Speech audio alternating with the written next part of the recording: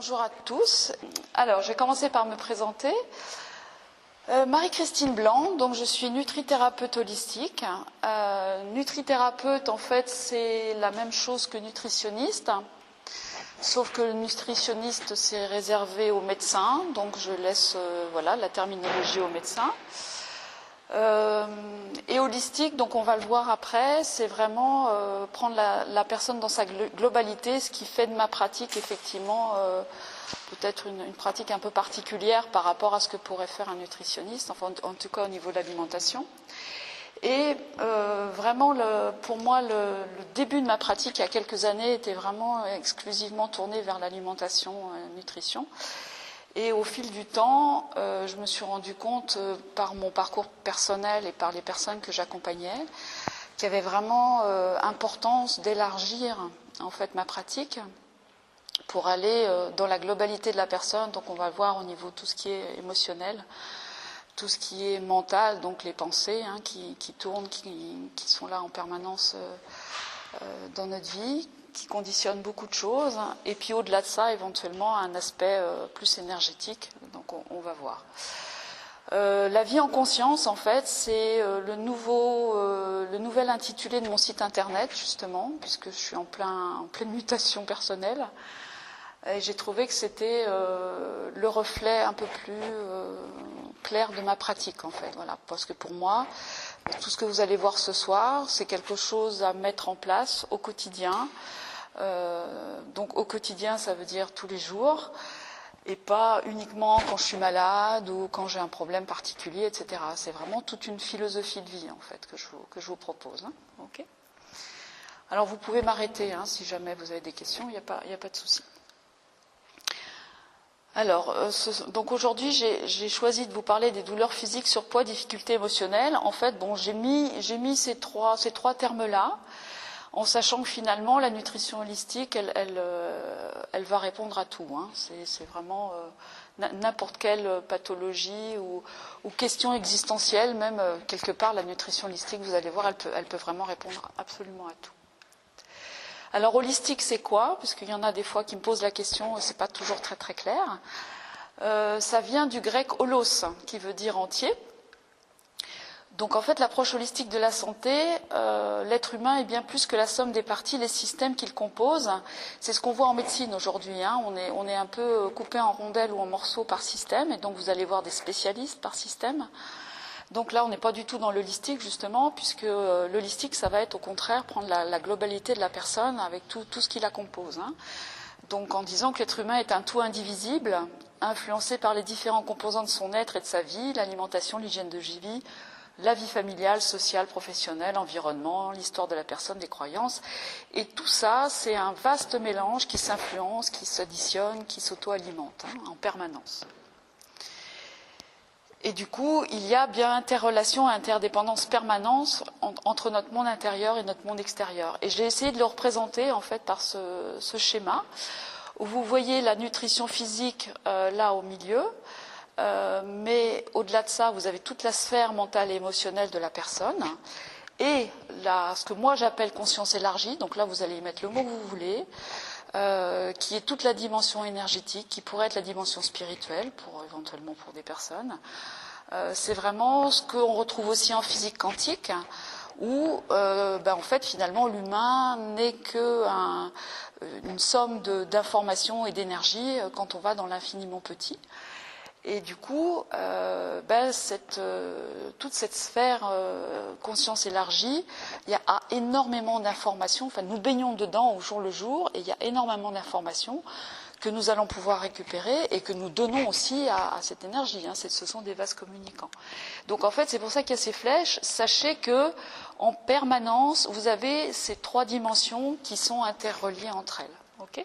Et donc la vie en conscience et la nutrition holistique, c'est vraiment pour nourrir au quotidien toutes ces dimensions de mon être. Donc c'est clairement ce que je mets dans mon assiette pour me nourrir, mais c'est aussi toute la nourriture de mes pensées, toute la nourriture de quoi je vais nourrir ma vie dans sa globalité. Okay. Vaste programme.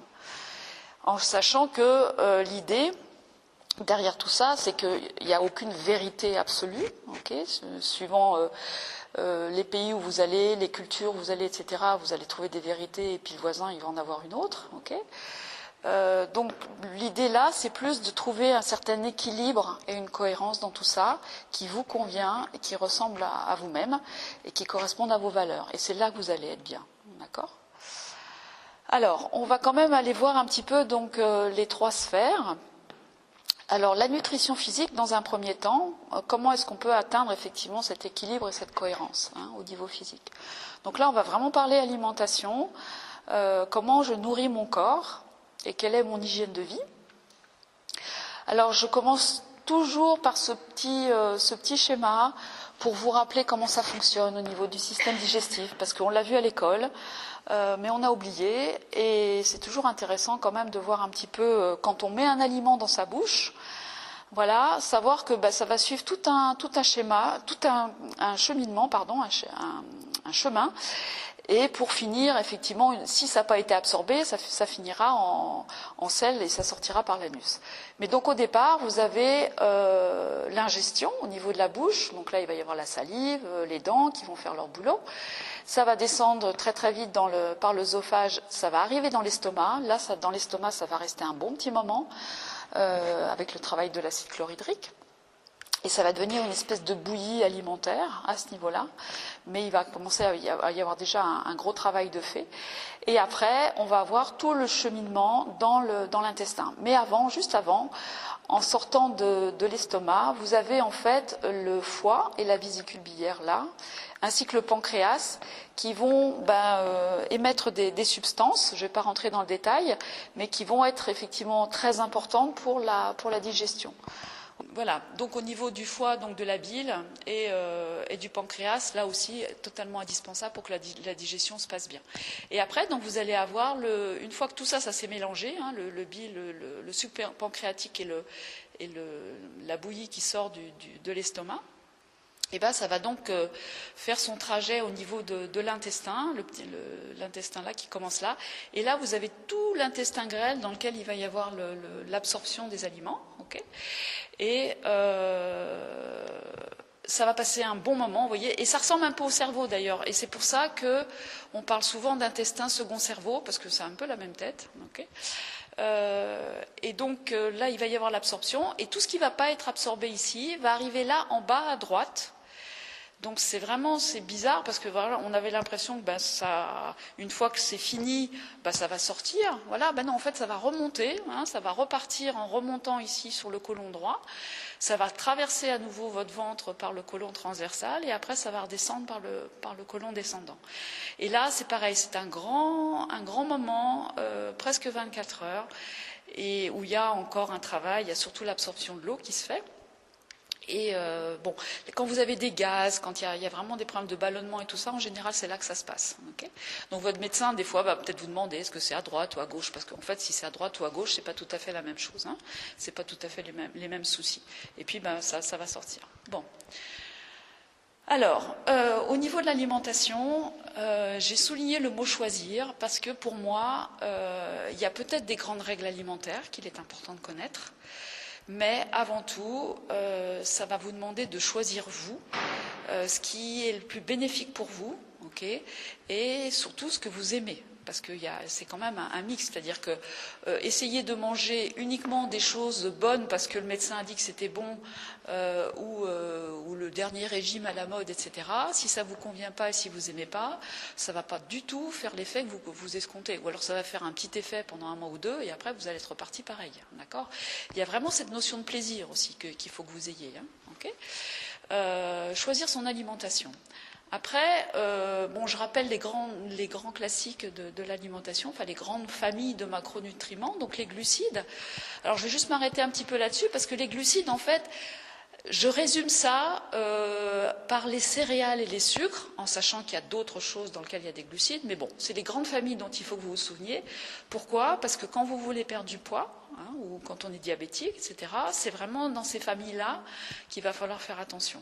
C'est vraiment tout ce qui est céréales, donc à base de céréales. Donc ça veut dire tout ce qui est pain, tout ce qui est toutes céréales sous toutes ses formes, toutes les pizzas, bien évidemment, tous les gâteaux, etc. Mais également le riz, le maïs, ce que vous pourriez prendre en tant que céréales. Et tout ce qui est sucre, et là c'est pareil, vous avez énormément de sucres divers et variés.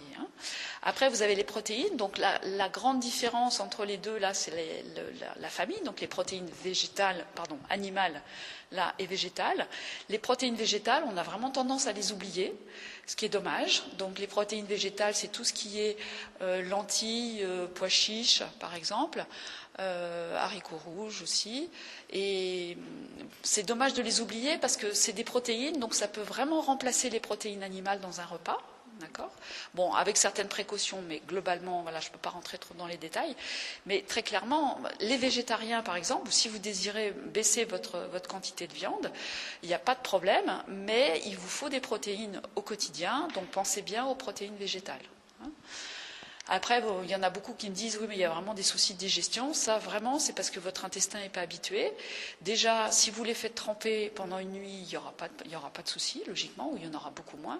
Et il faut en manger en petite quantité de temps en temps.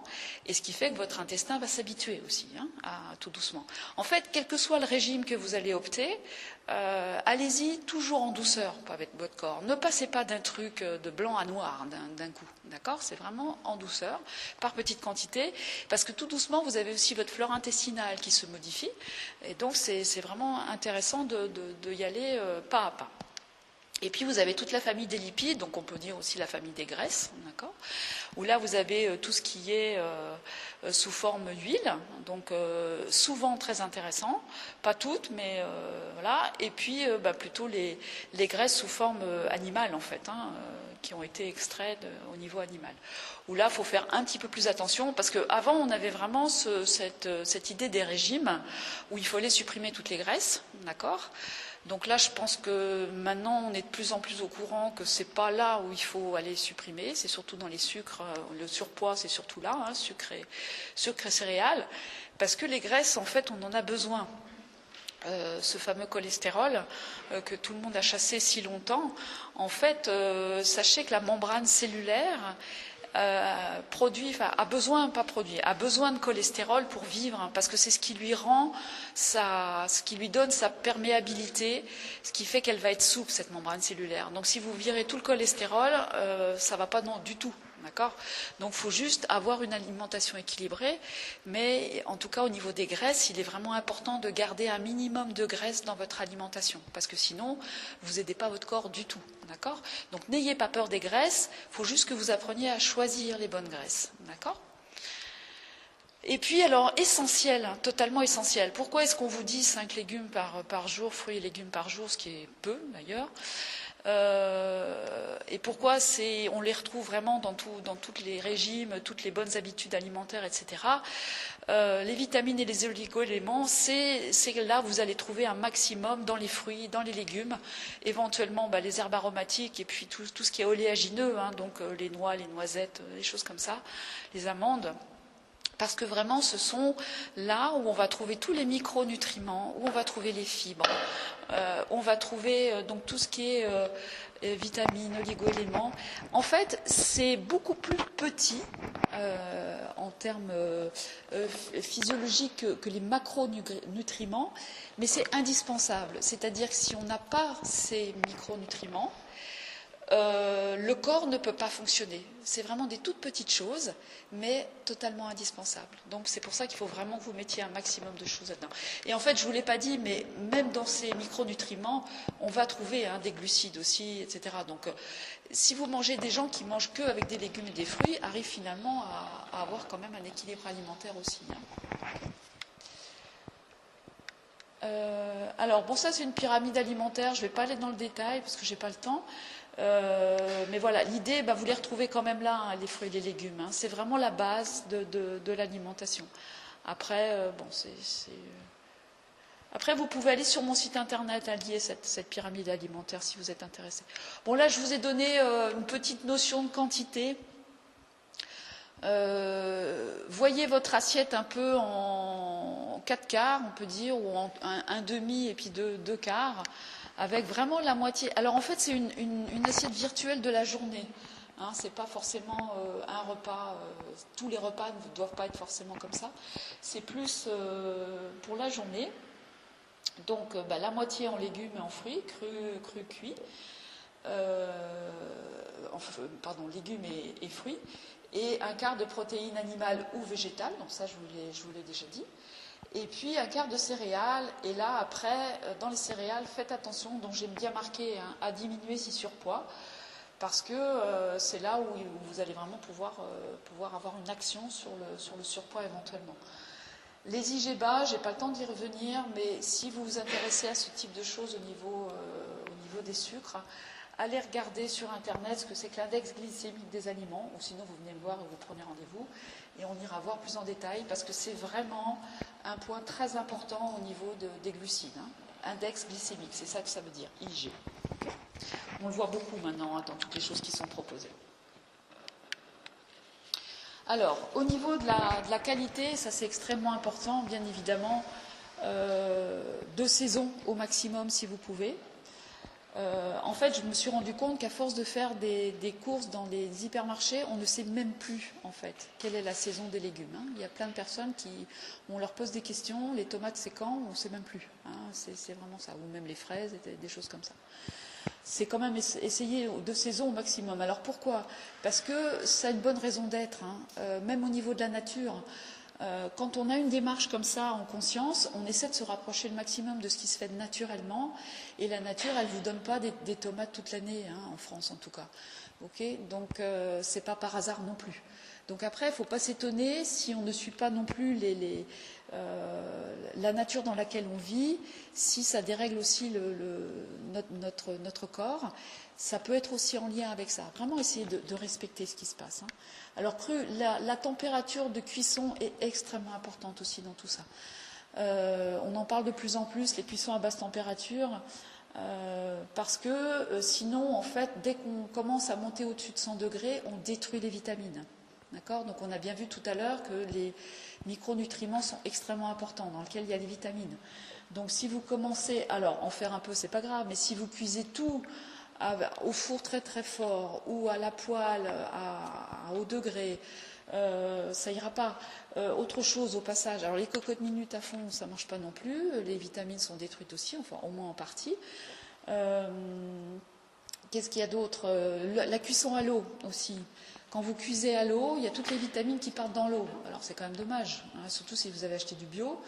Essayez de les cuire plutôt à la vapeur douce ou à l'étouffer. Bon, ici, il n'y a pas de stand aujourd'hui, c'est dommage, parce qu'on trouve des casseroles pour faire cuire à l'étouffée qui sont intéressantes, avec des fonds très épais, des casseroles plutôt en inox, mais bon, il y en a en fonte aussi.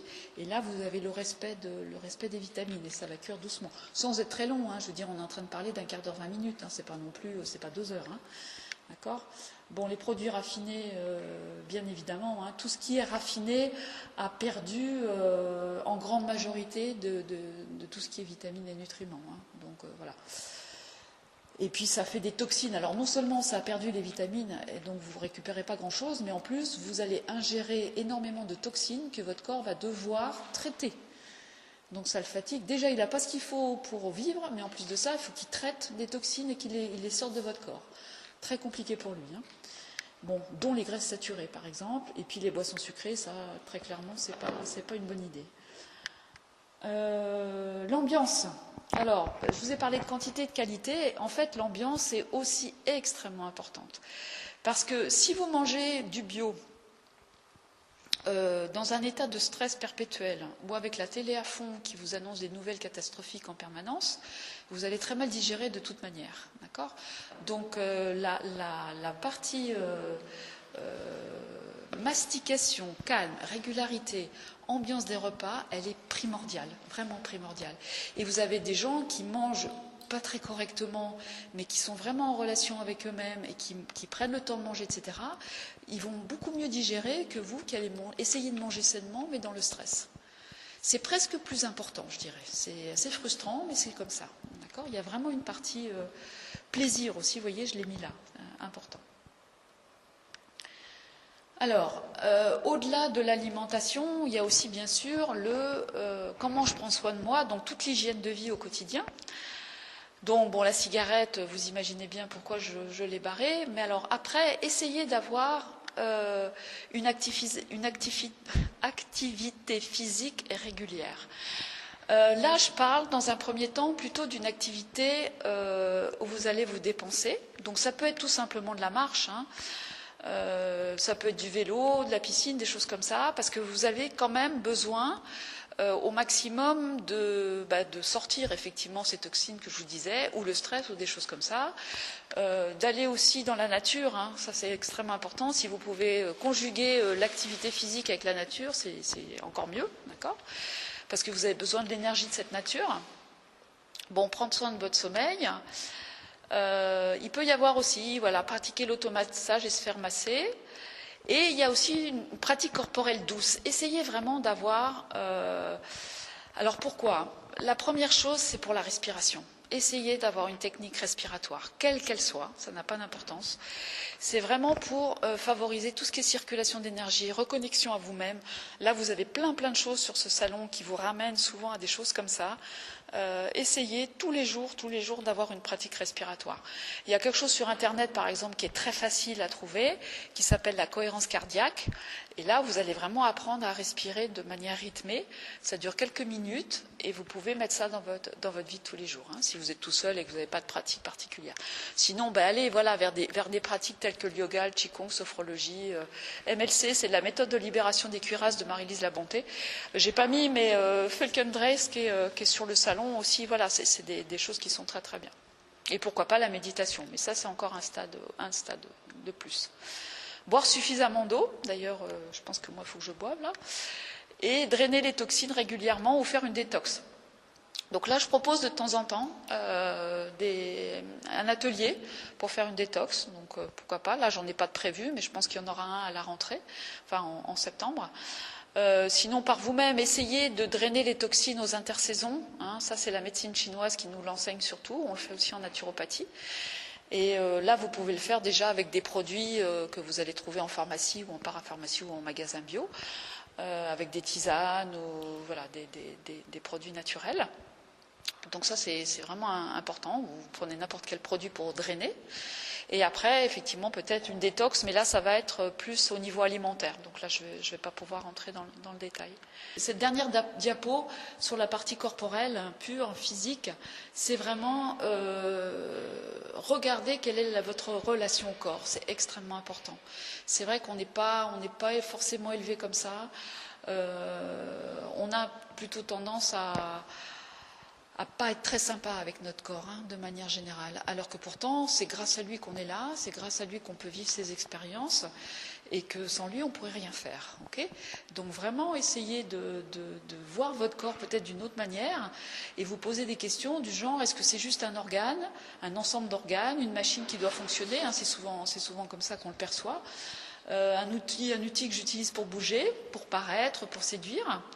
Ou alors est-ce que c'est vraiment un organisme vivant, une intelligence supérieure quand je découvre son fonctionnement et mon véhicule terrestre pour faire l'expérience de la vie.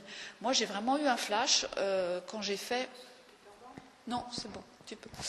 Moi j'ai vraiment eu le flash quand j'ai fait mes études en nutrition, parce que quand j'ai... dans le cursus, je devais vraiment faire des études poussées sur toute la physique du corps, la physiologie, etc., l'anatomie, pardon, et la physiologie. Et quand j'ai vu comment ce corps arrive à fonctionner, toutes les connexions internes qu'il y a, comment il se défend, comment il remet l'équilibre en marche en permanence, mais c'est vraiment de la magie. On ne sait pas qui a créé ce corps au départ, mais c'est vraiment magique, d'accord ? Et après, quand on découvre ça et qu'on est vraiment en lien, on ne peut plus lui faire du mal, c'est pas possible, quoi.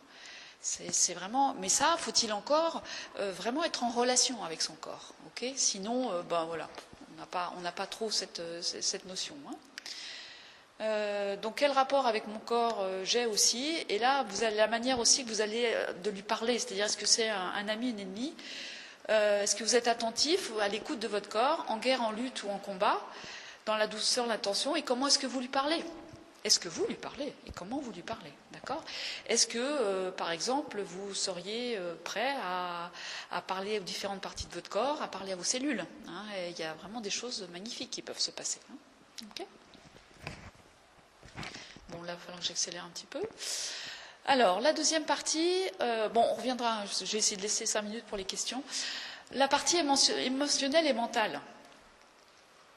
Donc, avec cet équilibre et cohérence. Alors, nourrir son corps émotionnel et mental. C'est vrai que c'est une terminologie qui pourrait paraître un peu bizarre. Alors, je vous rappelle juste les émotions, réactions transitoires d'une grande intensité, leur peur, colère, tristesse, dégoût, mais aussi surprise, joie. Sachez juste que les émotions, c'est juste le mouvement de la vie qui s'exprime et que c'est tout à fait normal d'avoir des émotions. On passe notre temps à essayer de les couper, à essayer d'avoir le dessus, de surtout pas les exprimer, parce qu'on a appris qu'il ne fallait pas, etc. Et c'est pourtant vraiment le mouvement de la vie. Et c'est super important, en fait, d'exprimer vos émotions d'une manière ou d'une autre. Et si vous ne pouvez pas les exprimer dans un premier temps, essayez de garder ça en tête et le soir, ou de vous retirer si vous pouvez, pour vraiment accueillir cette émotion. Parce que si vous passez votre temps, et c'est ce qu'on va voir après, à couper les émotions, bon, surtout les négatives, d'accord, en fait, ça va se cristalliser dans votre corps au bout d'un moment, okay, et c'est ça qui génère toutes les pathologies derrière, parce que ça n'a pas été mis en conscience, ça n'a pas été accueilli. Donc en fait, c'est des parties de vous-même que vous refusez quelque part. Et il y a un moment donné, ça va se cumuler, et ça va finir par s'exprimer quelque part. Okay, donc vraiment, voilà, c'est juste des réactions normales, automatiques. On ne peut rien y faire. Okay, donc, ce qui veut dire que, enfin, on ne peut rien faire à l'émotion, au premier mouvement. Parce qu'en fait, c'est grâce aux émotions aussi qu'on a survécu et qu'on est là. D'accord?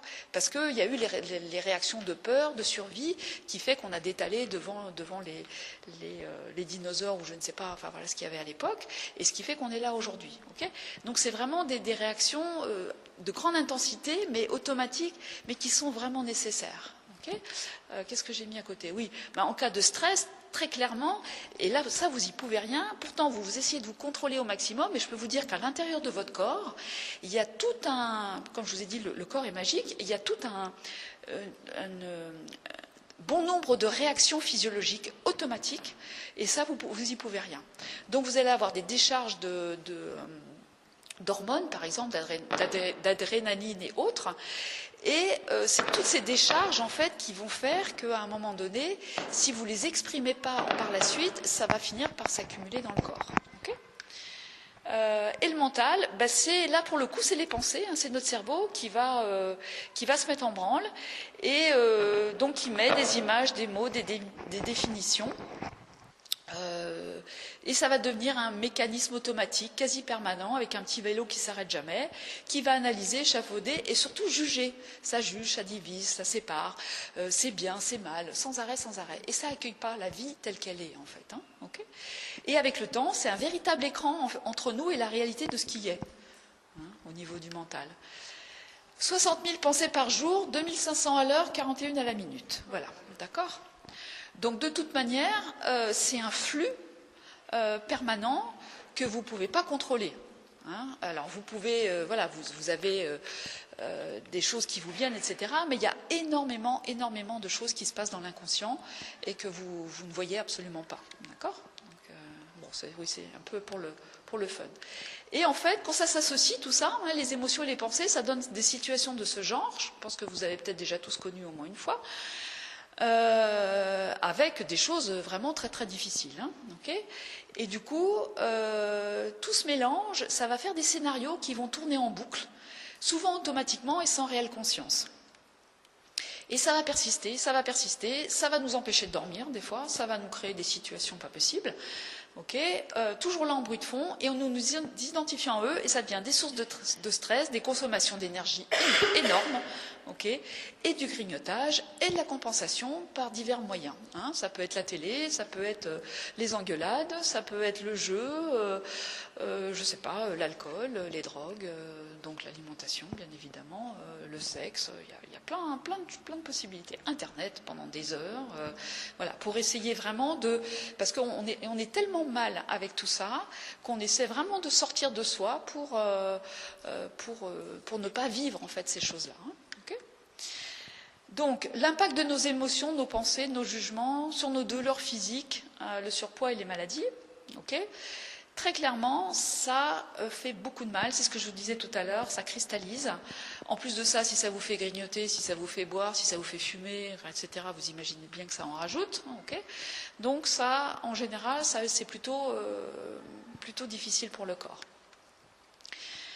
Sachez que votre corps est vraiment l'expression de ce que nous sommes intérieurement. Donc si vous avez des problèmes physiques, maladies, surpoids ou sous-poids, tout ça, c'est vraiment une expression de choses à l'intérieur qui n'ont pas été accueillies, qui sont peut-être pas mis en conscience, et du coup, qui vous font du mal, et qui vraiment s'expriment. Donc en fait, nos émotions, nos pensées s'impriment dans notre corps au fil du temps, et la forme de notre corps, les mots qui apparaissent racontent nos stress, nos peurs, nos blessures. Notre corps nous parle, à nous de l'entendre et de l'écouter. Donc vous avez pas mal de gens qui vont vous parler de décodage biologique, par exemple, où vous avez certains mots ou certains organes, quand ils sont malades, ça correspond à certaines émotions. Voilà, parce qu'il y a aussi une corrélation qui peut être faite entre la fonction de l'organe et la maladie que vous allez développer, et du coup l'émotion peut-être ou quelque chose que vous allez vivre, que vous vivez et que vous avez du mal à vivre. Je vous prends un exemple. Par exemple, on parle effectivement de tout ce qui est intestinal. Bon, très clairement, c'est qu'est-ce que je digère pas dans ma vie. D'accord ? Vous avez l'intestin qui digère. Et voilà. Après, ça peut être les yeux, par exemple. C'est qu'est-ce que je veux pas voir ou qu'est-ce que je veux pas entendre. Ça, qu'est-ce que je veux pas dire. Tous les problèmes de gorge. Quand vous avez des maux de gorge, posez-vous la question dans les jours avant, par exemple. Est-ce qu'il y a des choses que vous aviez très très envie de dire à quelqu'un ou voilà et que vous n'avez pas pu exprimer? Est-ce qu'il y a quelque chose qui est resté en travers de la gorge, par exemple? Et des fois, ça peut vraiment aider à passer le cap. Hein. Okay. Et apprenez à regarder les douleurs, le surpoids, toute maladie comme une pièce à deux faces, c'est-à-dire qu'il y a effectivement une raison physique. Hein. Je n'ai pas dit que vous n'étiez pas malade d'un virus, d'une bactérie ou des choses comme ça, hein. Mais il y a toujours ça. Mais essayez d'aller voir en parallèle, et ça peut vraiment aider à dépasser les choses, surtout quand elles sont chroniques. D'aller voir cette dimension psychologique, hein, d'accord, qui peut y avoir en face d'un autre côté de ces maladies. Il existe pas mal de bouquins là-dessus. Si vous voulez des renseignements, vous venez me voir, où il y en a aussi sur mon site internet. Nourrir son corps émotionnel et mental, retrouver l'équilibre intérieur. Donc du coup, vraiment vous posez la question, ça c'est vraiment un travail soit personnel, soit vous pouvez faire avec un thérapeute, quel qu'il soit, sur les pensées répétitives. Ça je sais que je l'ai entendu dans d'autres conférences, les émotions qui me submergent, qui m'handicapent, comment je gère mon stress au quotidien, ma relation aux autres. Extrêmement important, parce qu'en fait, tout ce qui se passe avec les autres, c'est porteur de messages pour vous. Et donc, quand vous avez des difficultés avec d'autres personnes de votre entourage, c'est intéressant d'aller travailler sur ce relationnel, parce que ça va vraiment pouvoir vous donner des informations sur vous également. Hein, et vraiment comment vous pouvez arriver à dépasser ça. Voilà, allez voir les besoins, les désirs, la confiance en soi.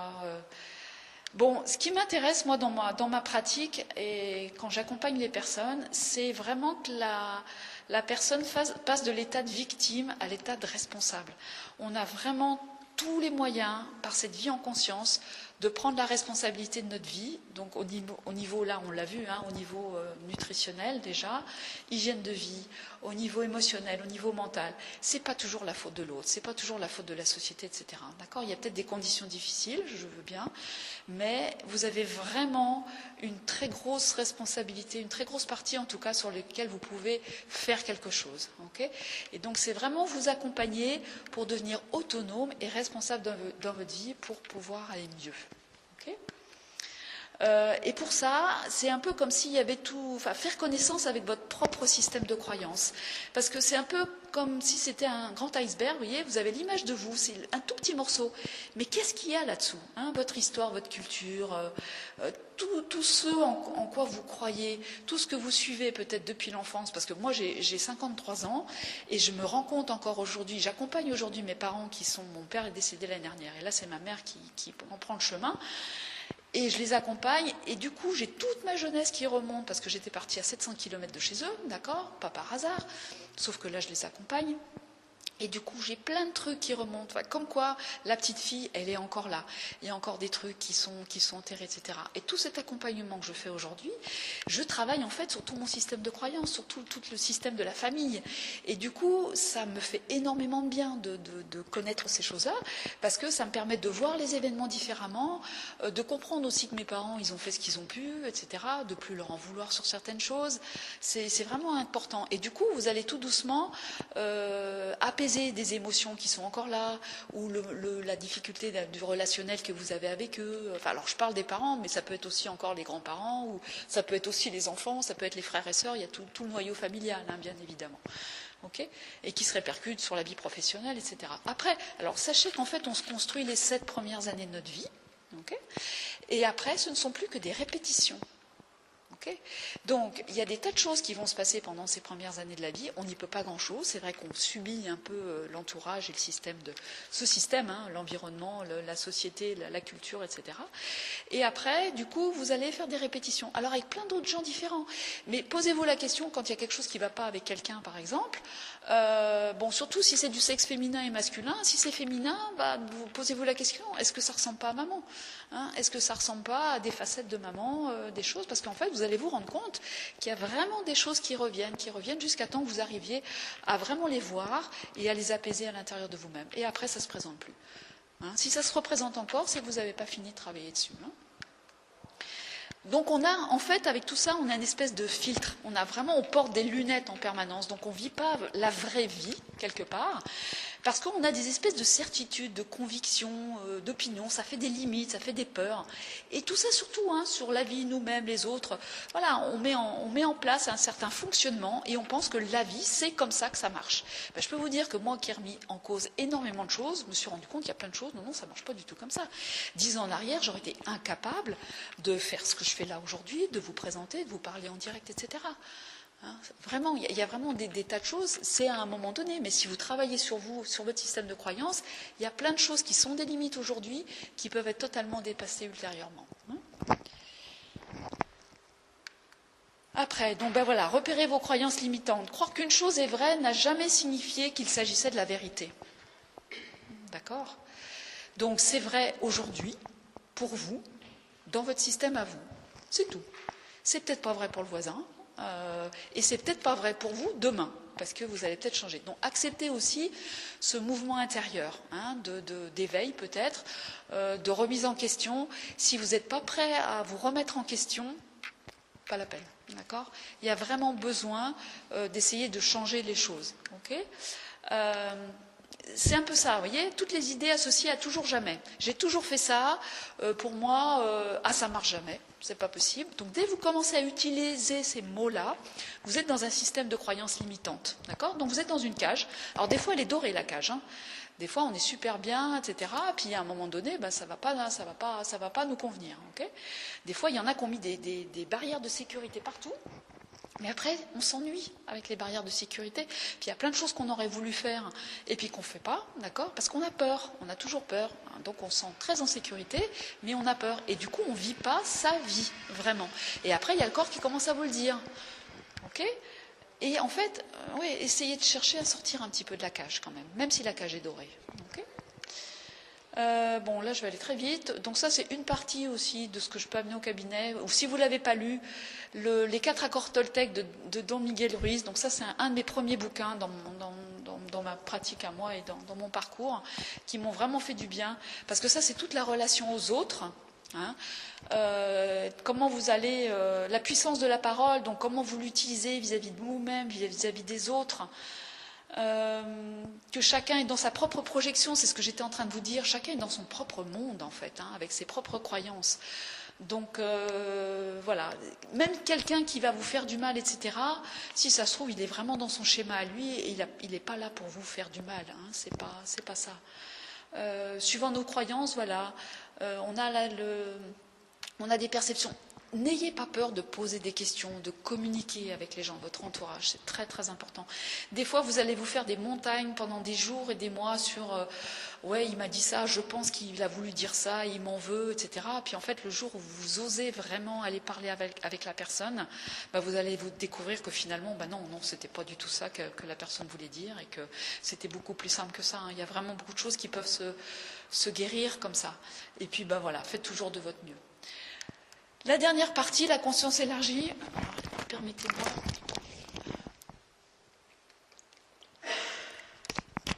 Là, on va encore un peu plus loin. Donc alors, on ne quitte pas vraiment la sphère émotionnelle et mentale, parce que tout ça, c'est relié, hein.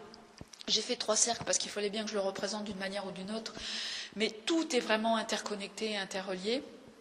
Donc ce chemin d'ouverture, bien évidemment que ça influence vos émotions et votre mental et vice-versa.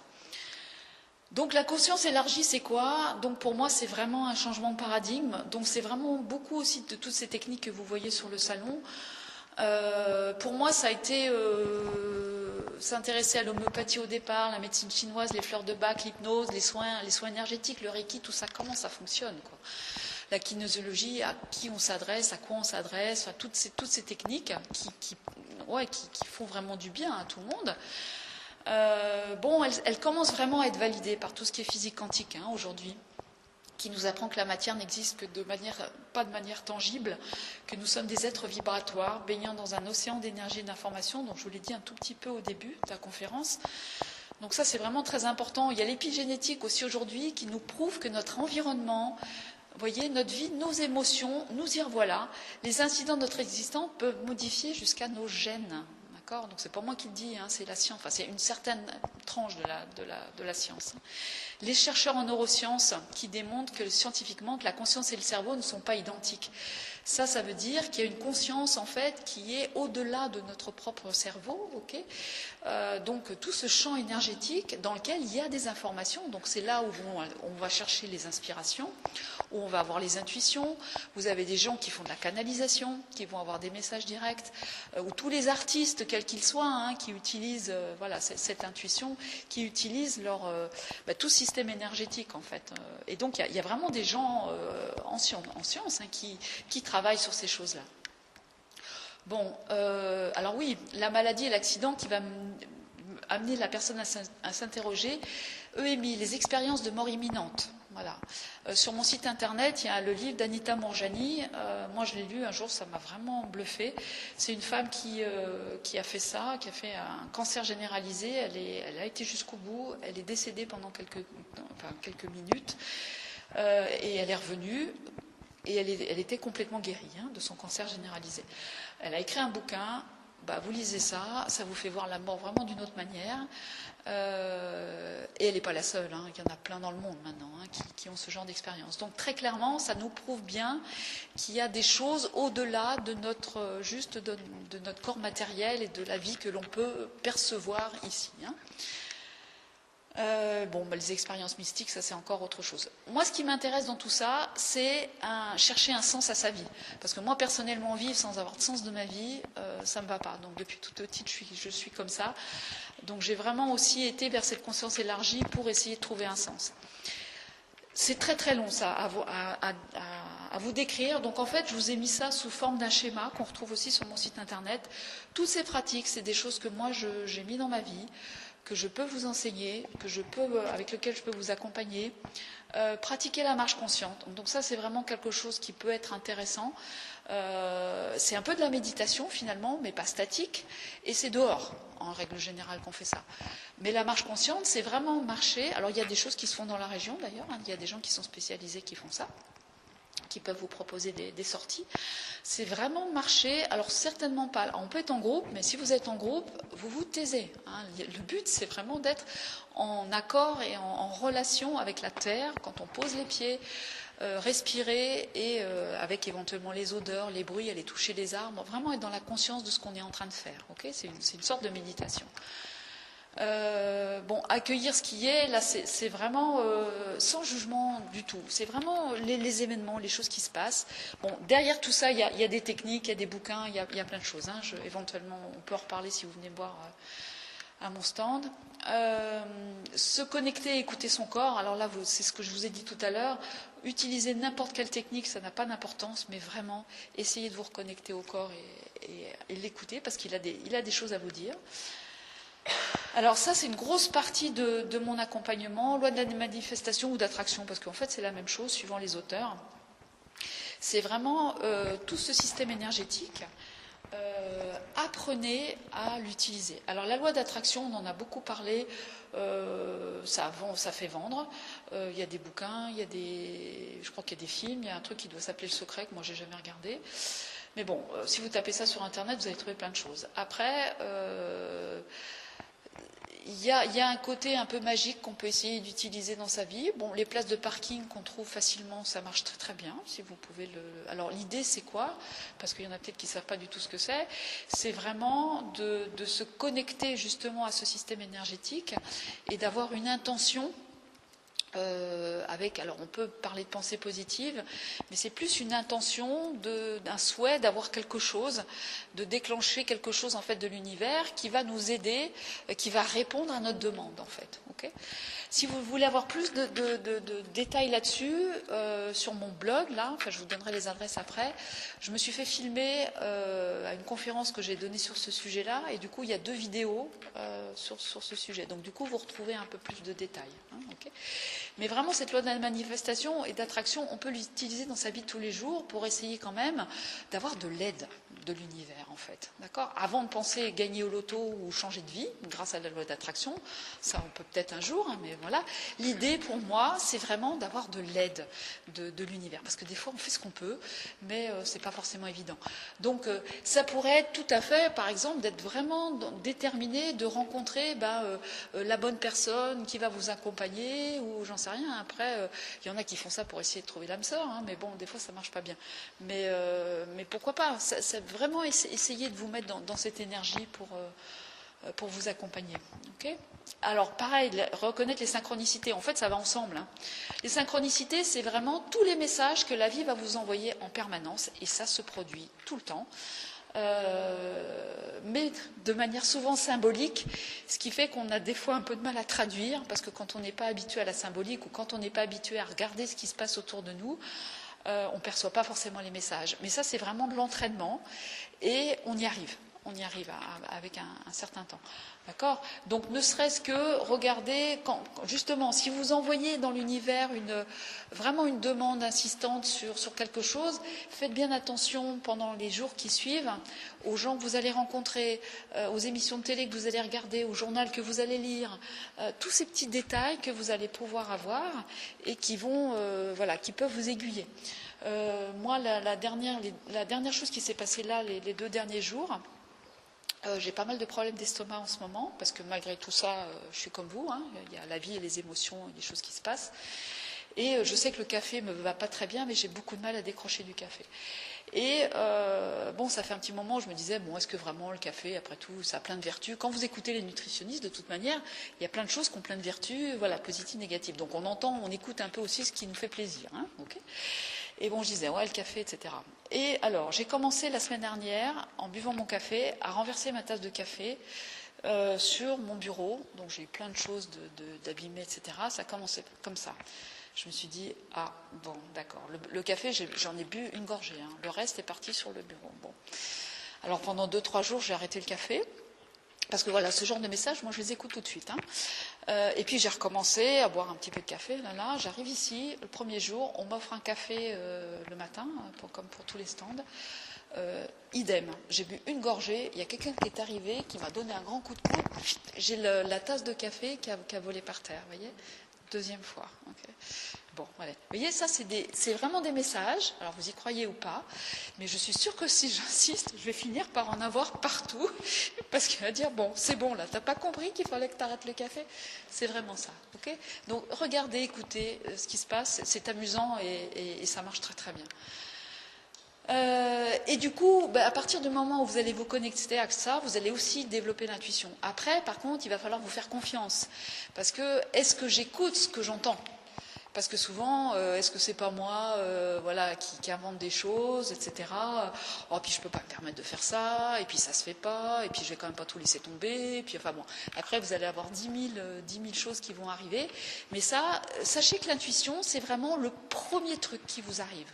Dès qu'après vous commencez à faire des scénarios, en fait on retourne au diapo d'avant, c'est-à-dire qu'on retourne dans le mental et l'émotionnel. Dès que vous commencez à juger, est-ce que c'est bien, pas bien, etc., vous n'êtes plus dans l'intuition, c'est fini. Là vous êtes monté dans le mental.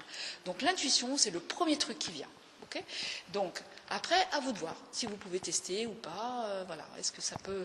Alors, si vous commencez à tester, sachez que la vie, si c'est juste pour vous, si c'est une bonne intuition, la vie, elle va vous dérouler le tapis rouge. Moi, j'ai eu des tas de choses comme ça où j'ai commencé à y aller.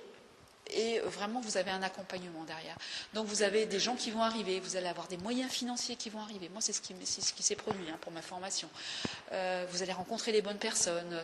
Je ne sais pas, moi, il y a des tas de choses qui vont se dénouer d'un coup parce que vous avez l'information de l'univers qui vous dit « Ok, c'est bon, tu as suivi ton intuition, je t'aide. » D'accord ? En fait, tout ça, ça marche ensemble. Hein. C'est vraiment des vases communicants, tout ça. Hein. Bon, je me dépêche parce qu'il y a les suivants qui arrivent. Bon, méditer, on en a parlé un petit peu tout à l'heure. Éventuellement, cette méditation, elle peut vous permettre justement de sortir du mental et de rentrer un peu plus dans le corps et dans cette conscience élargie, parce que vous allez permettre vous allez laisser de l'espace à de l'information de venir. Si vous êtes toujours dans votre tête, vous ne laissez pas d'espace. Vous êtes tout le temps en train de, par vous-même, d'essayer de contrôler et de faire l'histoire. Alors que l'histoire, elle va peut-être se faire d'une autre manière, sans que vous la contrôliez complètement. D'accord ? Donc, la méditation peut vraiment aider à ça. Et puis, en fait, le lien à tout ça, c'est le moment présent. À partir du moment où vous arrivez de plus en plus dans votre vie à être dans le moment présent, à accueillir ce qui est, vraiment à reconnaître les messages, développer l'intuition, en fait, tout ça, ça vous donne une espèce d'énergie régulière et quotidienne qui fait que les choses vont être de plus en plus harmonieuses, vous allez attirer de plus en plus de choses, du coup, vous allez aussi mieux manger, vous allez pouvoir avoir plus de solutions pour vos maladies, etc., accueillir les émotions. Vous voyez, donc c'est vraiment tout un ensemble de choses. Et bien j'ai fini. Oui, juste ça, c'est juste des petits clins d'œil. L'incarnation, donc travail sur soi, prise de conscience, c'est un peu ce que je suis en train de vous montrer aujourd'hui et que je vous propose. Pour vraiment un cheminement personnel, persévérance, du temps. Il faut vraiment de l'amour pour soi, les autres et la confiance. Mais aussi des aides, des hasards signifiants, c'est la même chose que la synchronicité, pour essayer d'aller vers une transformation progressive et le meilleur de soi. Et la folie est de se comporter toujours de la même manière et de s'attendre à un résultat différent. Donc je vous invite à vous comporter d'une manière différente si vous voulez un résultat différent aussi. Ok, voilà. Donc j'ai des flyers si vous voulez, sinon je suis juste à l'entrée à droite. Le site internet qui est en train de changer de nom. Enfin, si vous tapez se nourrir autrement, ça marche toujours, mais c'est en train de devenir laviesenconscience.com. Mais peu importe, les deux atterrissent la même chose. Et quand je vous parlais du blog et des vidéos sur la loi d'attraction, c'est sur le blog La Nutrition Holistique. Il y a un e-book aussi à télécharger éventuellement où il y a un petit peu le résumé de ce que je vous ai raconté. Il y a une vingtaine, je ne sais plus, 25 pages que vous pouvez télécharger parce que j'écris de temps en temps. Voilà. Le mieux, c'est que vous preniez une plaquette, parce que dans ma plaquette, il y a les trois, et je décris un petit peu... vous allez trouver un peu tous les sujets, en fait. J'ai fait ça en une forme de roue. Vous allez un peu trouver tous les sujets. Et derrière, il y a les trois dimensions qui sont plus ou moins expliquées. Qui sont synthétisées. Donc vous allez voir, il y a la partie physique et la santé, avec les habitudes alimentaires, etc. Toute la partie mentale et émotionnelle, avec les besoins, les désirs, les limites, les émotions répétitives, les sources de stress, tout le système de croyances. Okay, et puis le chemin d'ouverture et d'élargissement de conscience dont je vous parlais, avec la méditation, les synchronicités. Ça reprend un peu tout ce que j'ai dit là. Et moi, j'accompagne en fait sur les trois domaines, mais on peut faire qu'un domaine. Il y a des gens qui viennent me voir que pour l'alimentation. J'ai des jeunes qui viennent me voir que pour l'émotionnel et le mental, parce que voilà, ça va pas du tout. J'ai encore jamais eu des gens qui venaient me voir que sur le chemin d'ouverture, mais voilà, je désespère pas, ça viendra peut-être, parce que c'est relativement nouveau aussi. Donc, mais moi, j'essaie quand même d'amener la personne sur la globalité, parce que vous avez bien compris que c'est vraiment des vases communicants. Donc, mais par contre, des fois, en fait, ça se se fait par petits morceaux, c'est-à-dire je vois la personne 1 ou 2 fois, puis je la vois plus, puis je la revois, puis je fais des ateliers aussi, je vais essayer d'en faire de plus en plus, des ateliers en groupe, où là on prendra un sujet pendant quelques heures et puis on travaillera un peu plus sur le sujet. Ça va peut-être se transformer tout doucement en formation, voilà, sur des modules, je ne sais pas, c'est vraiment en pleine mouvance, donc je peux pas, pour l'instant c'est ça en tout cas, voilà. Ok, mais je laisse la place aux autres. Si vous voulez venir me voir, des plaquettes si vous voulez. Merci à vous.